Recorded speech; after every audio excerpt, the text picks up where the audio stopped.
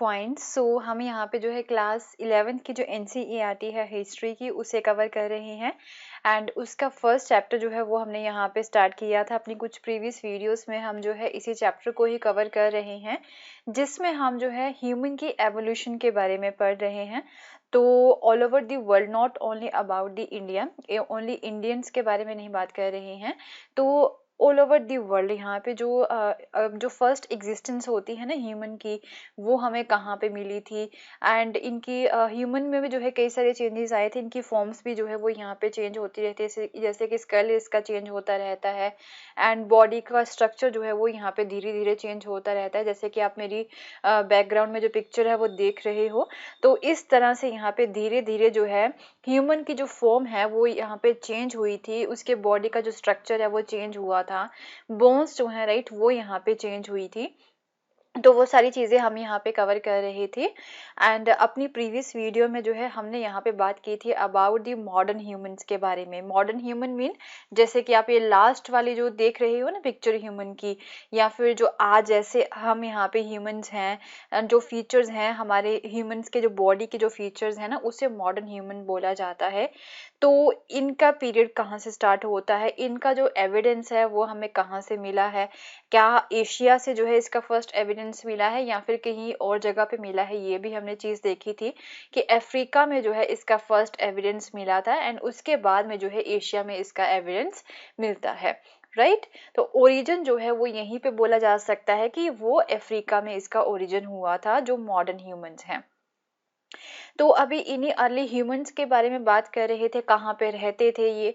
तो इसमें जो है आज जो पर्टिकुलर हमारी ये जो वीडियो है ना, इसमें हम बात करेंगे अर्ली ह्यूमंस के बारे में ही, कि ट्रीज पे भी वो रहते थे, केव्स पे भी रहते थे। केव साइट्स भी हमें जो है कई सारी मिली हैं।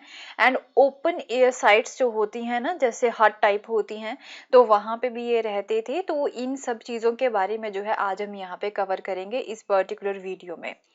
So let's start the topic, that is early humans from trees to caves and the open air sites. तो अगर हम बात करें that we are on the surer ground when we try to reconstruct the evidence for the patterns of the residents, तो यहाँ पे अगर हम इनके रेजिडेंस के पैटर्न को जो है ना रिकंस्ट्रक्ट करने की जब कोशिश करते हैं, तो एक सबसे अच्छा तरीका क्या हो सकता है, हम जब इनके साइट्स के बारे में फाइंड करने की कोशिश कर सकते हैं, तो हम ये बोल सकते हैं कि जो आर्टिफैक्ट्स कौन से होते हैं, जैसे कि एक्सेस होगी, कुल्हाड़ियाँ हो गई, या फिर कोई भी टूल्स हो गई। मीन जिस जगह पे हमें ये चीज़ें मिल रही हैं ना, हो सकता है वहाँ पे इनका रेजिडेंस भी रहा होगा। ओके, तो ये हम बोल सकते हैं कि एक तो तरीका ये हो सकता है इनके एक तरह से रेजिडेंस के पैटर्न को चेक करने का, कि bye plotting the distribution of the artefacts mean जो चीज़ें हमें जो है इनकी मिली हैं साइट्स में अलग अलग जगह पे, तो हम ये बोल सकते हैं कि जिस जगह पे ये सारे आर्टिफैक्ट्स हमें मिले हैं, जैसे कि कुल्हाड़ी हो गई, टूल्स हो गई, तो वहाँ पे इनका रेजिडेंस जो है हो सकता है। फॉर एग्जाम्पल यहाँ पे जो किलोम्ब एंड दी ओलोगेरसिल एरिया है ना केनिया में, वहाँ पे जो है थाउजेंड्स की मात्रा में फ्लेक टूल्स एंड जो हैंड एक्सेस होते हैं ना, वो हमें यहाँ पे मिले हैं। एंड अगर इनकी डेट के बारे में बात करें, तो ये 7 लाख से लेके 5 लाख ईयर्स एगो जो है ये इनका टाइम पीरियड है, इतने पुराने हैं ये। तो यहाँ पे जो है एक पैटर्न हम बोल सकते हैं कि इसके आसपास इनका रेजिडेंस यहाँ पे हो सकता है। And how did these tools accumulate in the one place, जैसे कि यहाँ पे बोला जा रहा है कि ये जो सारे टूल्स है ना वो एक ही जगह पे मिले हैं। तो क्या एक ही जगह पे जो है सभी लोग यहाँ पे रहते थे, कि एक ही जगह पे ये सारे जो टूल्स है वो कैसे आ गए हैं, अलग अलग जगह पे क्यों नहीं हमें मिले, एक ही जगह पे क्यों मिले हैं। तो ऐसा हो सकता है डैट कि जिन प्लेसेस पे जो फूड रिसोर्सेज होते हैं ना वो अबेंडन होते हैं, उन प्लेसेस को जो है ये रिपीटेडली विजिट किया करते थे। ये जो ह्यूमंस थे ना, इन्हें जब जिस जगह पे फूड रिसोर्सेज मीन खाना इन्हें यहाँ पे ज़्यादा मिल जाता था, अबेंडेंट था, तो उन प्लेसेस को जो है ये बार बार विजिट किया करते होंगे। तो वहाँ पे जो है ये ज़्यादातर पाए जाते होंगे, ये जो ह्यूमंस थे अर्ली ह्यूमंस की अगर हम बात करें तो। तो इन सच एरियाज तो people would tend to leave behind traces of their activities. जब वो बार बार इन प्लेसेस को विजिट करेंगे, यहाँ पे फूड रिसोर्सेज इन्हें मिल रहे हैं, तो वहाँ पे इनकी एक्टिविटीज के जो ट्रेसेस है ना वो रह ही जाएंगे। ओके, जैसे कि इनके आर्टिफैक्ट्स हो गए, इनके हथियार जो है ना वो वहाँ पे रह ही जाएंगे। So the deposited artifacts would appear as patches on the landscapes. तो ये जो आर्टिफैक्ट्स डिपॉजिट हो चुके थे एक समय में, तो ये लैंडस्केप जो होती ना, धरती होती, वहां पे ये पैचेस के तौर पे जो है दिखाई दे रहे थे। अगर आर्कियोलॉजिस्ट आज जो है इन्हें फाइंड करने की कोशिश करे तो इन्हें कैसे वहां पे पता चला था, इनके पैचेस जो है लैंडस्केप पे दिख रहे थे। तो तब उन्होंने जाके इसे खोदा था, एंड खोद के जब इन्होंने देखा तो वहां पे इन्हें जो है ये सारी कुल्हाड़ियां या फिर जो फ्लेक टूल्स होते ना वो वहां पे मिले थे। Okay, and the places that were less frequently visited, तो जिन प्लेसेस को जो है यहाँ पे कम विजिट किया जाता था वहां पे हमें जो है कम आर्टिफैक्ट्स मिले हैं, एंड जो कि ओवर द सरफेस इधर उधर जो है वो बिखरे हुए हैं। राइट, तो एक तरीका यहाँ पे जो है इनके रेजिडेंस के पैटर्न को फाइंड करने का यही हो सकता है कि आर्टिफैक्ट्स जिस जगह पे मिले हैं ना वहां पे इनका रेजिडेंस भी हो सकता है, उसके आसपास इनका रेजिडेंस हो सकता है। So it is important to remember that the same locations could have been shared by the hominids, other primates and the carnivores। तो ये भी हो सकता है यहाँ पे कि जो सेम प्लेस है ना जहाँ पे ये आर्टिफैक्ट्स हमें मिले हैं, तो वहाँ पे ओनली होमिनिड्स नहीं रहते होंगे, ओनली ये जो अर्ली ह्यूमंस है वो नहीं रहते होंगे। यहाँ पे जो दूसरे जीव जंतु हैं, जो दूसरे एनिमल्स हैं ना वो भी आते होंगे, वो भी रहते होंगे। प्राइमेट्स हो गए, कार्निवोर्स हो गए, जैसे कि यहाँ पे जो दूसरे एनिमल्स है वो भी आते रहते होंगे। यहाँ पे जो ये ह्यूमंस है ना वो भी यहाँ पे विजिट करते होंगे इन लोकेशंस को। सो अगर रेजिडेंस की बात करें, सो बिटवीन 4 लाख से लेके 1,25,000 ईयर्स एगो केव्स एंड जो ओपन एयर साइट्स जो थी ना वो इन लोगों ने यूज करनी स्टार्ट कर दी थी। एंड इसके जो एविडेंस है ना वो हमें यूरोप की कई सारी साइट से देखने को मिलते हैं। तो साउदर्न फ्रांस में एक लजारेट केव है ना, तो वहां पे एक 12x4 मीटर शेल्टर जो है ना वो एक बना हुआ मिला है अगेंस्ट द केव वॉल। ये जो केव है ना, केव के साथ जो है एक ये शेल्टर जो है वो बना हुआ मिला है। एंड इस शेल्टर में जो है क्या क्या पाया गया है, तो यहाँ पे 2 हट्स हैं, 2 चूल्हे जो होते हैं ना वो मिले हैं इन्हें। एंड फूड सोर्सेज के भी जो है कुछ एविडेंस इन लोगों को मिले हैं, जैसे कि फ्रूट्स हो गए, वेजिटेबल्स हो गए, सीड्स हो गए, nuts, birds, eggs, and then उसके बाद में फ्रेश वाटर फिश हो गई। राइट, तो ये जो सारे एविडेंस जो है ना वो उस हट से या फिर उस शेल्टर से यहाँ पे मिले हैं। एंड एक और साइट है यहाँ पे, तो वहां पे एक और टाइप का जो रेजिडेंस है ना वो इन्हें मिला है। साउदर्न फ्रांस की एक और साइट है, वहां पे टेरा अमाटा मिला है। तो ये जो पिक्चर आप यहाँ पे देख रहे हो ना ये है टेरा अमाटा की। ओके, इस तरह के जो रेजिडेंस है ना वो भी यहाँ पे मिले हैं, जो कि लकड़ियों के साथ ही उन्हें जोड़ के जो है बनाया गया है। तो साउदर्न फ्रांस के कोस्ट पे जो है इस तरह के शेल्टर्स मिले हैं। एंड उसके बाद एक और टाइप के हैं जिन्हें फ्लिम्सी शेल्टर्स बोला जाता है। तो इसके जो रूफ होते हैं ना इस तरह के शेल्टर्स के, उसके ऊपर वुड एंड ग्रास जो होती है ना वो डाल के जो है छत इन्होंने बनाए होते, जो हट टाइप होते हैं, आज भी आप देख सकते हो कई जगह पे। तो शॉर्ट टर्म मीन जो है सीजनल विजिट के लिए, कि जब किसी सीजन में जो है किसी एरिया को ये विजिट करते थे ना तो उस समय में जो है इस तरह के जो टेम्परेरी से जो रेजिडेंस होते हैं ना वो ये यहाँ पे बना लेते थे शॉर्ट टर्म या फिर सीजनल विजिट के लिए। राइट, मीन जो है सीजन जब इनका होता था, मीन किसी एरिया में जब यहाँ पे कोई फ्रूट नट्स जो है ना यहाँ पे मिल जाते थे किसी पर्टिकुलर सीजन में, तो तभी आके जो वहां पे रहना स्टार्ट कर देते थे। जब जिस सीजन में यहाँ पे नहीं मिलते थे वो फ्रूट नट्स वगैरह, तो ये वहां से मूव कर देते थे किसी और जगह पे। राइट, सो उसके अलावा यहाँ पे बेक्ड क्ले जो होती है ना, एक तरह से पकी हुई जो क्ले होती है ना वो मिली हैं, बर्न्ट बोन्स मिले हैं, स्टोन टूल्स मिले हैं, जो कि जिसकी डेट है 1.4 से लेके 1 मिलियन ईयर्स एगो। एंड ये कहाँ से मिले हैं, Chesowanja, Kenya and Swartkrans, South Africa, इन एरिया से जो है इनके एविडेंस मिले हैं। तो ये जो बेक्ड क्ले मिली है या फिर जो बर्न्ट बोन्स मिली हैं, तो अगर इससे हम क्या अंदाजा लगा सकते हैं क्या ये जो क्ले है वो किस वजह से जली थी, या तो इन्होंने जानबूझ के इसे जलाया था या फिर कुछ ऐसी चीज हुई थी, कुछ नेचुरल डिजास्टर यहाँ पे हुआ था जिसकी वजह से ये जल गए थे। Were these the result of the natural Bush fire, क्या जो है नेचुरली बुश फायर यहाँ पे हो गया था या फिर कोई वोल्केनिक इरप्शन हुआ था, और were they produce through the deliberate controlled use of the fire, तो या फिर ऐसा भी हो सकता है कि उन्होंने कंट्रोल खुद ही इसे जो है फायर का यूज करके इस क्ले को बेक किया हो या फिर बोन्स को बर्न किया हो, तो इसके बारे में जो है ज्यादा पता नहीं लगाया जा सका है अभी भी। तो ऑन द अदर हैंड, तो हमें हर्ट्स भी मिली हैं, यहाँ पे चूल्हे भी मिले हैं, तो ये किस चीज की तरफ अंदाजा कर रहा है कि ये यहाँ पे इंडिकेट कर रहा है कि फायर का जो कंट्रोल यूज है ना वो इन लोगों ने यूज करना सीख लिया था। ओके कि फायर को किस तरह से यूज करना है, क्योंकि फायर के जो है कई सारे एडवांटेजेस हो सकते हैं। ये हमें एक तरह से हीट प्रोवाइड करवाता है, लाइट प्रोवाइड करवाता है इनसाइड द केव्स, एंड इसे कुकिंग के लिए भी यूज किया जा सकता है। एंड फायर जो है वो लकड़ी को हार्ड करने के लिए भी यूज की जाती है। जैसे कि जो स्पेयर होते हैं ना, भाले होते हैं, उसके टिप को जो है थोड़ा सा हार्ड करने के लिए ये फायर का यहाँ पे यूज करते होंगे। एंड देन उसके बाद में टूल्स जो होते हैं ना, उसकी फ्लेकिंग जो निकालते हैं, यहाँ पे पत्थर से बनाए जाते थे टूल्स, तो उसे छीलने के लिए भी जो है ये हीट का यहाँ पे यूज करते होंगे।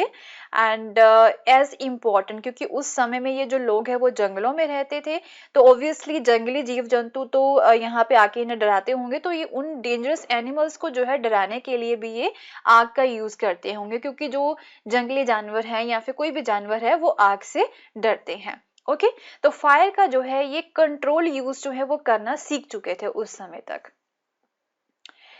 तो अब टूल्स की बात करें, यहाँ पे इन्होंने टूल्स बनाने भी सीख लिए थे। So to start with, it is useful to remember that the use of tools and tool making are not confined to the humans. तो ये चीज़ जो है आपको याद रखनी है यहाँ पे कि जो टूल्स का यूज़ है या फिर टूल मेकिंग का जो काम है वो ओनली ऐसा नहीं है कि ह्यूमंस ही जो है टूल्स को यहाँ पे यूज़ करते हैं या फिर वो बनाते हैं। ऐसा बोला गया है बुक में, एनसीईआरटी में ये इंफॉर्मेशन दी गई है कि इवन बर्ड्स हो गए जैसे कि या फिर कोई एनिमल्स हो गए, वो भी टूल्स बनाते थे अपने यूज के लिए एंड उसे वो यूज भी करते थे, जैसे कि चिंपैंजीज हो गए। ओके तो एक तरह से वो फूड को जो है वो इकट्ठा करते थे, उनके द्वारा जो भी टूल्स यहाँ पे बनाए जाते थे चिंपैंजीज के द्वारा। तो however some features of human tool, but जो ह्यूमन टूल जो कि ह्यूमन के द्वारा टूल बनाए जाते हैं वो तो अच्छे फीचर्स के होते हैं, फाइन टाइप के होते हैं, तो वो तो ह्यूमंस के द्वारा ही बनाए जाते हैं। बट वो वाले फीचर्स वाले जो टूल है ना, वो हम ये बोल सकते हैं कि जो एप्स होते थे ना, एप्स जो कि अपने फोर जो पार्ट्स आई मीन जैसे कि दो हैंड हो गए एंड दो लेग्स हो गए, तो उन्हें एप्स बोला जाता है। आपको पहले भी बता चुकी हूँ अपनी प्रीवियस वीडियोस में, अगर आपको इसके बारे में देख रहे हैं तो आप मेरी प्रीवियस वीडियोस को देख सकते हो। एंड जो एप्स है ना वो इस तरह के ह्यूमन टूल्स नहीं बना सकते हैं जो अच्छे फीचर्स वाले हैं। So as we have seen certain anatomical and neurological adaptation जो होती हैं ना, मीन जो है जब माइंड जो है इनका ज़्यादा वाइज हो गया था एंड तब जाके जो है इन्होंने स्किल इनका जो हैंड है उसका भी स्किल यूज़ करना इन्होंने स्टार्ट कर दिया था। तब जाके जो है एक टूल जो होते हैं ना फाइन टाइप के, वो ह्यूमंस ने यहाँ पे यूज़ करने स्टार्ट किए थे। तो जो एप्स है ना, राइट, जो अर्लियर फॉर्म्स थी यहाँ पे ह्यूमन की, वो तो बिल्कुल भी इस तरह के फाइन टाइप के टूल्स नहीं बना सकते हैं। बट हम ये बोल सकते हैं कि जब इनके जो माइंड है, इनका जो न्यूरोलॉजिकल सिस्टम है ना, जो नर्वस सिस्टम है वो वाइज हो गया था, हैंड्स का जो है इन्होंने स्किल यूज करना स्टार्ट कर दिया था, तब जाके इस तरह के फीचर्स वाले इन्होंने यहाँ पे टूल्स बनाए थे। So moreover the ways in which the humans use and make tools often require greater memory, क्योंकि जो टूल्स यहाँ पे ह्यूमंस ने यूज़ करने हैं उसे बनाने के लिए मेमोरी की भी यहाँ पे ज़रूरत है। एक कॉम्प्लेक्स ऑर्गेनाइजेशनल स्किल्स जो होते हैं ना वो भी यहाँ पे चाहिए होते हैं।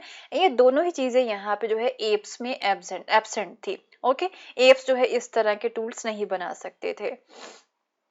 तो जो अर्लीस्ट एविडेंस है ना स्टोन टूल के यूज के, वो हमें इथोपिया एंड केनिया से देखने को मिलते हैं। एंड ऐसा माना जा सकता है कि जो अर्लीस्ट टूल थे ना वो किसके द्वारा बनाए गए थे, ऑस्ट्रालोपिथेकस के द्वारा जो है बनाए गए थे।